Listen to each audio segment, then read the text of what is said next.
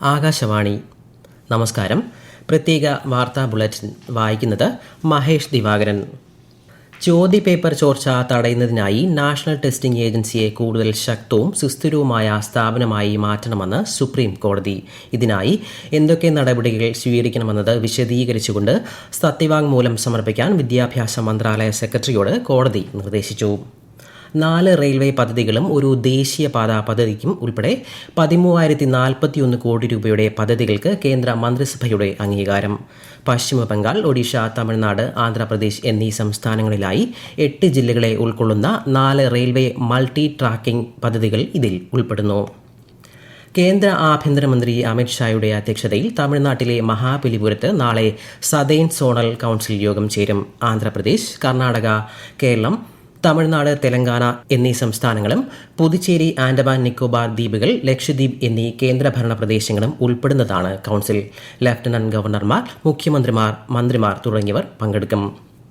തമിഴ്നാട്ടിലെ എല്ലാ നിയമസഭാ അംഗങ്ങൾക്കും പുതിയ വാഹനം, ഡ്രൈവർ സഹായി എന്നിവയ്ക്കൊപ്പം ഇന്ധന ചെലവിനായി പ്രതിമാസം 75,000 രൂപയും നൽകുമെന്ന് പ്രഖ്യാപിച്ച് മുഖ്യമന്ത്രി സി ജോസഫ് വിജയ്. ഓരോ മണ്ഡലത്തിലെയും ജനങ്ങളുമായി ഫലപ്രദമായ ആശയവിനിമയം ഉറപ്പാക്കുന്നതിനാണ് പദ്ധതിയെന്ന് അദ്ദേഹം വ്യക്തമാക്കി. ചെന്നൈയിൽ 300 കോടി രൂപ ചെലവിൽ 400 കിടക്കകളുള്ള പുതിയ ആശുപത്രി, മുഖ്യമന്ത്രിയുടെ സമഗ്ര ആരോഗ്യ ഇൻഷുറൻസ് പദ്ധതിക്കായുള്ള തുക 25 ലക്ഷം രൂപയായി വർദ്ധിപ്പിക്കുക, പാൽ സംഭരണ വില ലിറ്ററിന് 41 രൂപയാക്കുക എന്നീ പ്രഖ്യാപനങ്ങളും ഇതോടൊപ്പം നടത്തി. റീഹാബിലിറ്റേഷൻ പ്ലാന്റേഷൻ ലിമിറ്റഡിലെ ജീവനക്കാർക്ക് 20% ബോണസും 10,000 രൂപ ഓണം അഡ്വാൻസും നൽകാൻ തൊഴിൽ മന്ത്രി ബിന്ദു കൃഷ്ണയുടെ അധ്യക്ഷതയിൽ നടന്ന ചർച്ചയിൽ ധാരണ. സെപ്റ്റംബർ 2ാം വാരത്തിൽ RPL സന്ദർശിക്കുമെന്നും തൊഴിലാളികളുടെ മറ്റ് പ്രശ്നങ്ങൾ നേരിട്ട് ചർച്ച ചെയ്യാമെന്നും മന്ത്രി ഉറപ്പ് നൽകി.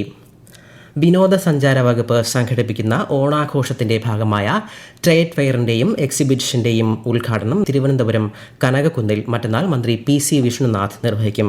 ഈ മാസം 30 വരെ നടക്കുന്ന ട്രേഡ് ഫെയറിൽ 100ഓളം സ്റ്റാളുകളാണ് ഉള്ളത്. പൊതുജനങ്ങൾക്ക് പ്രവേശനം സൗജന്യമാണ്.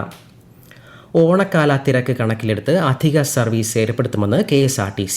സെപ്റ്റംബർ 2 വരെ ബംഗളൂരു, ചെന്നൈ തുടങ്ങിയ പ്രധാന നഗരങ്ങളിലേക്കും തിരിച്ചും പ്രത്യേക അന്തർ സംസ്ഥാന സർവീസുകൾ നടത്തും.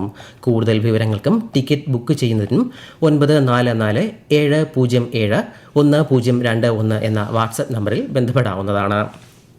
കൊതുക് ജന്യ രോഗങ്ങൾക്കെതിരെയുള്ള പ്രതിരോധ പ്രവർത്തനങ്ങൾ ശക്തമാക്കുന്നതിന്റെ ഭാഗമായി നാളെ സംസ്ഥാന വ്യാപകമായി ലോക കൊതുക് ദിനം ആചരിക്കും. കൊതുക് ദിന ബോധവൽക്കരണ പ്രവർത്തനങ്ങളുടെ സംസ്ഥാനതല ഉദ്ഘാടനം ആരോഗ്യമന്ത്രി K മുരളീധരൻ നാളെ തിരുവനന്തപുരത്ത് നിർവഹിക്കും. പ്രതിരോധ പ്രവർത്തനങ്ങളിൽ പൊതുജനങ്ങൾ പങ്കാളികളാകണമെന്ന് ആരോഗ്യവകുപ്പ് അഭ്യർത്ഥിച്ചു. KSRTCയുടെ എക്സിക്യൂട്ടീവ് AC വോൾവോ ആഡംബര ബസ് നാളെ മുതൽ സർവീസ് ആരംഭിക്കും. തിരുവനന്തപുരത്ത് നിന്നും എറണാകുളത്തേക്ക് 4 മണിക്കൂർ 15 മിനിറ്റ് കൊണ്ട് എത്തുന്ന വിധത്തിലാണ് സർവീസ് ക്രമീകരിച്ചിരിക്കുന്നത്. തിരുവനന്തപുരത്ത് നിന്ന് രാവിലെ 5:30ക്കും തിരികെ വൈകിട്ട് 5:30ക്ക് എറണാകുളത്ത് നിന്നുമാണ് service. Kochi press information bureau Maradu press ക്ലബ്ബുമായി സഹകരിച്ച് എറണാകുളത്ത് പ്രാദേശിക മാധ്യമ ശില്പശാല സംഘടിപ്പിച്ചു. ജില്ലാ കളക്ടർ G പ്രിയങ്ക ഉദ്ഘാടനം ചെയ്തു. PIB കേരളം ലക്ഷദ്വീപ് മേഖല additional director general V Palaniswami അധ്യക്ഷനായി. കള്ളക്കടൽ ജാഗ്രതാ നിർദ്ദേശത്തിന്റെ ഭാഗമായി കേരളത്തിലെ എല്ലാ തീരദേശ ജില്ലകളിലും ലക്ഷദ്വീപ്, പുതുച്ചേരി, തെക്കൻ തമിഴ്നാട് തീരങ്ങളിലും ചുവപ്പ് ജാഗ്രത പ്രഖ്യാപിച്ചു. ഉയർന്ന തിരമാലയ്ക്ക് സാധ്യതയുള്ളതിനാൽ മത്സ്യത്തൊഴിലാളികൾ ജാഗ്രത പാലിക്കണം.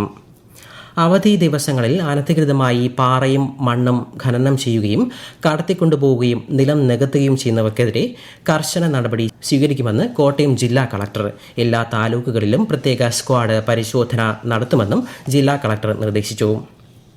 പാകിസ്ഥാൻ മുൻ പ്രധാനമന്ത്രി ഇമ്രാൻഖാനെ വൈദ്യപരിശോധനയ്ക്കായി ആശുപത്രിയിലേക്ക് മാറ്റാനുള്ള സുപ്രീം കോടതി ഉത്തരവ് പുനഃപരിശോധിക്കാൻ ആവശ്യപ്പെടുമെന്ന് പാകിസ്ഥാൻ നിയമമന്ത്രി. ഇമ്രാൻഖാനെ ഇസ്ലാമാബാദിലെ ആശുപത്രിയിലേക്ക് മാറ്റാൻ പാകിസ്ഥാൻ സുപ്രീം കോടതി കഴിഞ്ഞ ദിവസം ഉത്തരവിട്ടിരുന്നു. മോശം കാലാവസ്ഥയെ തുടർന്ന് ജമ്മു കാശ്മീരിലെ വൈഷ്ണോ ദേവി ക്ഷേത്ര ദർശനത്തിന്റെ രജിസ്ട്രേഷൻ താൽക്കാലികമായി നിർത്തിവെച്ചു. എന്നാൽ രജിസ്ട്രേഷൻ നേരത്തെ പൂർത്തിയാക്കി സാധുവായ RFID കാർഡുകൾ കൈവശമുള്ളവർക്ക് തീർത്ഥാടനത്തിന് അനുവാദമുണ്ട്. പ്രത്യേക വാർത്താ ബുള്ളറ്റിൻ കഴിഞ്ഞു. അടുത്ത വാർത്താ പ്രക്ഷേപണം നാളെ രാവിലെ 6:45.